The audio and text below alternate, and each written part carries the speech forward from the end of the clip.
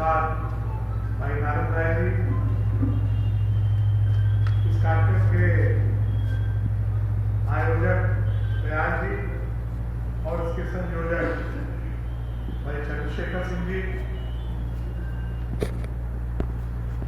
परम आदरणीय माननीय गोविंद जी, जो देश की राजनीतिक यात्रा है वो ऐसे पड़ाव से गुजरी है और ऐसी कई बार ऐसी सुरंगों से गुजर गई है कि उसमें अगर लोकनायक की जयंती पर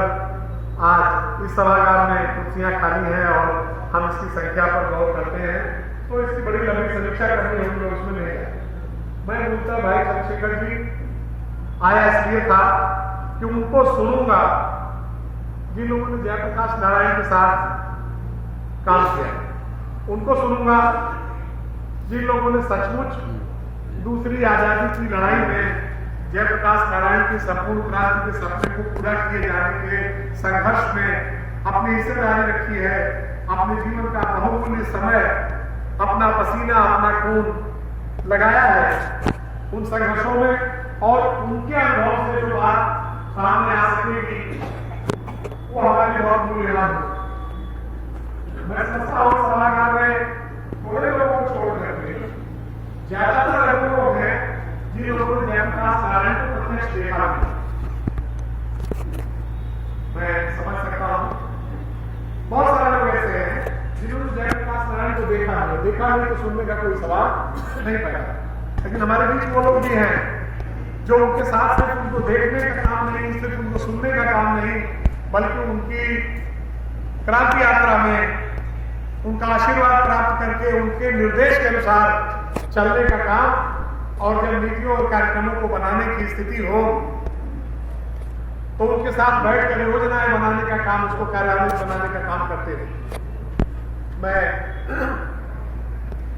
संयोग से उन लोगों के साथ रहा हूं, उनके अनुभवों को मैंने सुना है, उनके किस्से, उनके संस्मरणों को भी मैंने सुना है। और जैसा हम सिर्फ सीमित करके अगर रखते हैं 1974 के छात्र आंदोलन के बाद जो देश की दूसरी आजादी की लड़ाई हुई, और दूसरी आजादी की लड़ाई बार बार कहने की आवश्यकता इसलिए पड़ती है कि 1975 में वाले हैं, एक कानून का छोटा विद्यार्थी होने के नाते मैंने इस तरह थोड़ा पढ़ा है, अपने गुरुओं को सुना है कि सबका निचोड़ देकर और जो सर्वोत्तम उपचार हो सकता था वो हमारा उसके साथ हमारा संविधान बना डॉक्टर भीमराव अम्बेडकर अध्यक्षता में उस कमेटी ने चुना, और उसमें जो महत्वपूर्ण बात हमारे फंडामेंटल राइट्स और डायरेक्टिव प्रिंसिपल, ये दोनों जो दिशा निर्देश सिद्धांत हैं जो सरकारों को आगे कैसे काम किया जाएगा अपने संविधान के अनुरूप, ये दो चैप्टर्स हमारे संविधान के अति विशिष्ट हैं। सारी दुनिया अलग से इस पर चर्चा करती है। मुझे थोड़ा बहुत अवसर हुआ है दुनिया के दूसरे देशों में उनके सांसदों से, उसकी संसदीय प्रणाली से बातचीत करने का, तो सर्वोत्तम बात कही जाती है। और हमारे यहाँ फंडामेंटल राइट्स जो हमारे मौलिक अधिकार हैं, इन मौलिक अधिकारों को इतना मान दिया गया जैसे कि सबसे पवित्र अध्याय हो हमारे संविधान का, कि हमारे मौलिक अधिकारों का हनन किसी भी स्थिति में नहीं होना चाहिए। और इमरजेंसी में जो सबसे बड़ी बात हुई वो पहला काम ये हो गया कि आपके मौलिक अधिकार पूरी तरह से निलंबित कर दिए गए, और ऐसा लगता था कि ये समाप्त हो गए, हमारे मौलिक अधिकार दोबारा आएंगे नहीं। जिन मौलिक अधिकारों में हमको वोट नहीं किया जाए, जिन मौलिक अधिकारों में हमको देश के किसी कोने में जाने दिया जाए, जिन मौलिक अधिकारों में हमको अपने धर्म के किसी भी धर्म के पालन करने की, अपनी पूजा पद्धति को हिफाजत से ले चलने की आजादी, तो दरअसल आजादी हमको जो वास्तव में मिली 1950 में संविधान लागू होने के बाद, जब हमारा देश संपूर्ण लोकतंत्र हुआ 26 जनवरी को, तो फंडामेंटल राइट्स के माध्यम से जो हमारे जो फंडामेंटल राइट्स हैं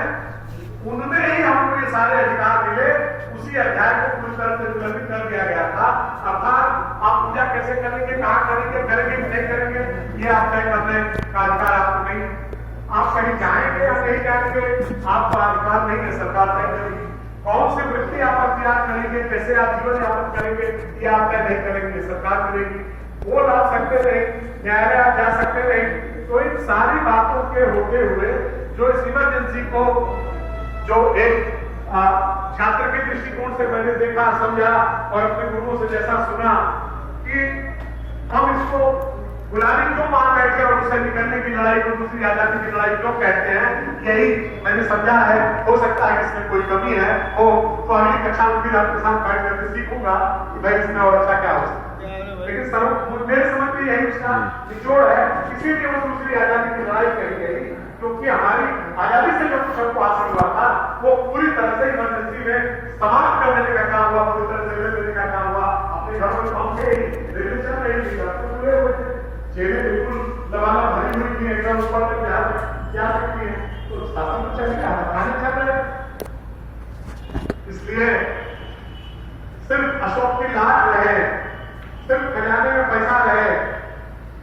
सिर्फ तिरंगा नाम के लिए लहराया जाए, इसी के लिए आजादी नहीं है। हमारी आजादी दरअसल यह है कि हमारे मौलिक अधिकारों की बालादस्ती जब तक नहीं हो, मौलिक अधिकार अगर जीवित मजबूत नहीं हो, हमको हासिल नहीं हो, तो वो दूसरी आजादी की लड़ाई इसलिए हम मानते हैं कि वो पूरी तरह से समाप्त करती है। अब तीसरी फिर कोई आजादी की लड़ाई लड़नी पड़ेगी, नहीं लड़नी पड़ेगी, बड़ा सवाल है। चंद्रशेखर जी सबको बुलाते हैं, उनका धन्यवाद है। जयप्रकाश जी जब जयप्रकाश नगर आए, पहली बार जब आए, जब